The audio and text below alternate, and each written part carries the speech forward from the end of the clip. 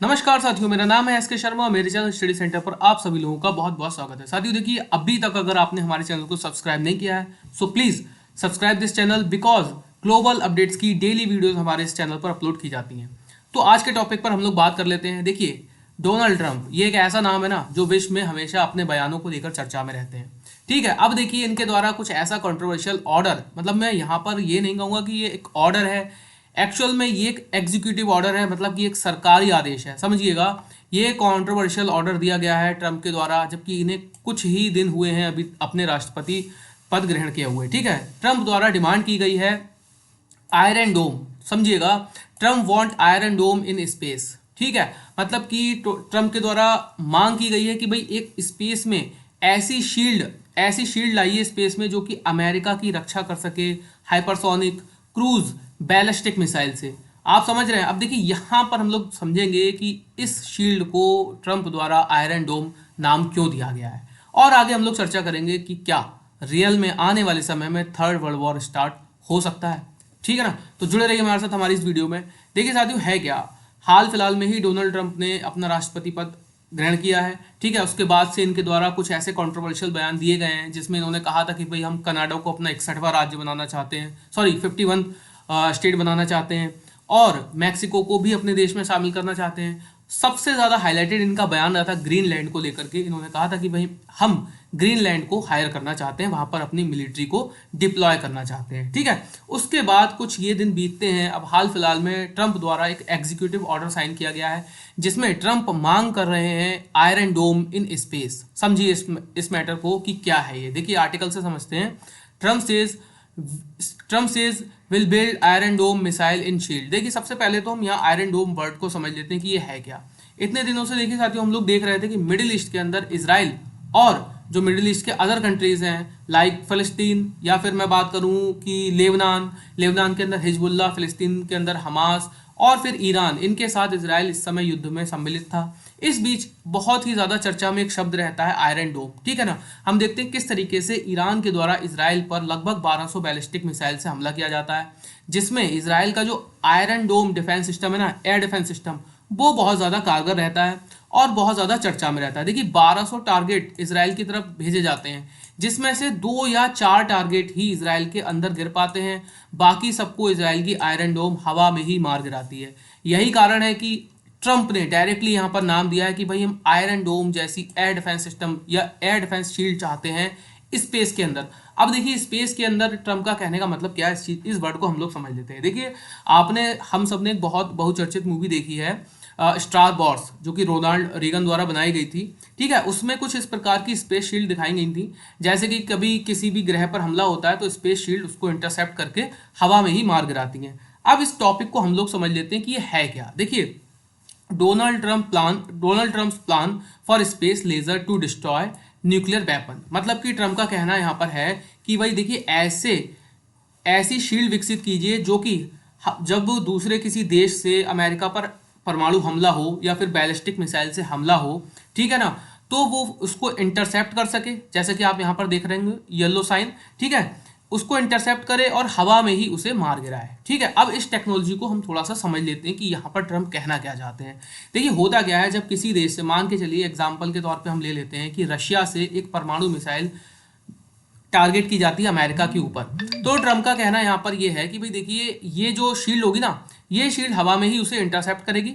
ठीक, जैसे कि आप यहाँ पर देख सकते हैं, ये देखिए ये सैटेलाइट होंगे, इनसे लेजर बीम निकलेगी और फिर जो मतलब इनकी एक शील्ड होगी जिसमें मिसाइल ऑलरेडी लोडेड होंगी, वो उसको हवा में ही मार गिराएंगी। बट हम लोग समझते हैं कि यहाँ पर चुनौतियाँ क्या है। ठीक है, चुनौतियों को समझ लेते हैं कि देखिए ऐसी टेक्नोलॉजी अभी तक तो है नहीं।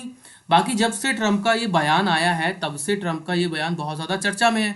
कई साइंटिस्ट के द्वारा तो यहाँ तक कह दिया गया कि भाई कोई जादुई कवच नहीं है जो कि हवा में ऐसे बन के तैयार हो जाए, क्योंकि डोनाल्ड ट्रंप द्वारा जब अपना ये एग्जीक्यूटिव ऑर्डर साइन किया गया था तो 60 दिन का समय दिया गया है ना, और 60 दिन में डोनाल्ड ट्रंप की बहुत बड़ी मांग है। ठीक है, तो अब देखिए इस टेक्नोलॉजी में सबसे बड़ी चुनौती क्या है उसको हम लोग समझ लेते हैं। सबसे पहले तो जो बात की गई है रिपोर्ट्स के अकॉर्डिंग, उनमें देखिए लगभग 650 इस तरीके के उपग्रहों की जरूरत होगी जो कि इंटरसेप्ट करेंगे पूरे विश्व को, क्योंकि भाई विश्व में कहीं से भी मिसाइल अमेरिका के ऊपर दागी जा सकती है अकॉर्डिंग टू ट्रंप। ठीक है ना, तो ये इस तरीके के उपग्रह इसको करेंगे मॉनिटर, ठीक है ना। उसके बाद इनसे एक लेजर बीम निकलेगी जो कि उसे इंटरसेप्ट करेगी, ठीक है ना। अब ये लेजर बीम निकालने के लिए देखिए छोटा मोटा काम तो है नहीं। अब ये उपग्रह अपने अंदर से जब लेजर बीम निकालेंगे तो उसके लिए इनको चाहिए होगी ऊर्जा। अब ऊर्जा के लिए देखिए इतने हाई लेवल के सोलर पैनल अभी तक विकसित नहीं हुए हैं जो कि ऐसे मतलब इतने हाई लेवल की ऊर्जा को अपने अंदर से मतलब लेजर बीम के रूप में कन्वर्ट कर सके, है ना। और फिर दूसरी ओर हम बात करें, अगर लेजर बीम इतने हाई लेवल के सोलर पैनल तो है नहीं, दूसरी ओर अगर हम बात करें कि इनको अगर न्यूक्लियर रिएक्टर से चलाया जाए तो ऐसी भी टेक्नोलॉजी विकसित नहीं हुई है कि हम स्पेस में ही, देखिए एक तो सबसे बड़ी चुनौती स्पेस में ये होती है कि वहां पर ना ही ऑक्सीजन है और ना ही किसी प्रकार की गैस है, तो फिर वहां पर हम यूज कैसे करेंगे उसको। तो कुल मिला के अभी तक जो साइंटिस्ट के मैं अगर कह लूँ स्टेटमेंट्स या फिर रिपोर्ट्स के अकॉर्डिंग ऐसी टेक्नोलॉजी अभी तक तो विकसित नहीं है। और ये जो टेक्नोलॉजी जिसकी मांग ट्रंप कर रहे हैं उसके लिए ट्रंप को बिलियंस ऑफ डॉलर्स खर्च करने पड़ेंगे। उसके बाद भी कुछ ऐसी संभावना नहीं है कि ऐसी ही टेक्नोलॉजी जिस प्रकार की डिमांड ट्रंप कर रहे हैं वो बन के तैयार हो जाए। देखिए कुछ साइंटिस्ट ने कहा भी है कि भाई ऐसी टेक्नोलॉजी बन सकती है, लेकिन उसके ऊपर अभी हमें बहुत शोध करना बाकी है, ठीक है। बाकी देखिए अगर हम बात करें परमाणु युद्ध की, हर देश ये चाहता है कि भाई देखिए हमारी देश की जो टेरिटरी है वो सुरक्षित रहे, चाहे ज़मीनी स्तर पर हो चाहे हवाई स्तर पर हो। इसका एग्जाम्पल हमने सबसे अच्छा देखा अभी हाल फिलहाल में मिडिल ईस्ट के अंदर इजराइल वॉर में, ठीक है। इजराइल लगभग 5 या 6 फ्रंट पर अपने दुश्मनों से लड़ रहा था, ठीक है ना। एक तरफ हिजबुल्लाह के साथ, दूसरी तरफ हमास से, और तीसरी चौथी तरफ अगर हम बात करें तो इजराइल का सबसे बड़ा दुश्मन बन के उभरा था ईरान, जिसने लगभग 1200 बैलिस्टिक मिसाइल से 2 बार इजराइल के ऊपर हमला किया था 2024 में। मैंने अपनी काफ़ी वीडियोस में कवर भी किया था इस चीज़ के लिए, ठीक है। उस समय पर इजराइल की आयरन डोम जो है ना, उसने इजराइल का बहुत साथ दिया था। अगर आयरन डोम जैसी टेक्नोलॉजी इजराइल के पास ना होती तो मे बी इजराइल को भी बहुत बड़ा नुकसान इस युद्ध में हो सकता था। तो देखिए आने वाले समय में परमाणु युद्ध की संभावना पूरी है। हाल फिलहाल में हमने देखा किस तरीके से डूम्सडे क्लॉक को पीछे कर दिया गया था साइंटिस्ट द्वारा। तो ये अपने आप में चेतावनी है कि भाई आने वाले समय में देखिए परमाणु युद्ध हो सकता है। हम अगर अपने देश की बात करें, इंडिया के पड़ोसी देश पाकिस्तान की, जो कि एक मतलब कह सकते हैं कि अनएजुकेटेड कंट्री है, तो बार बार इंडिया को धमकी देता रहता है कि भाई देखो हम आपके ऊपर परमाणु हमला कर देंगे। तो ऐसे देशों का हम भरोसा भी नहीं कर सकते।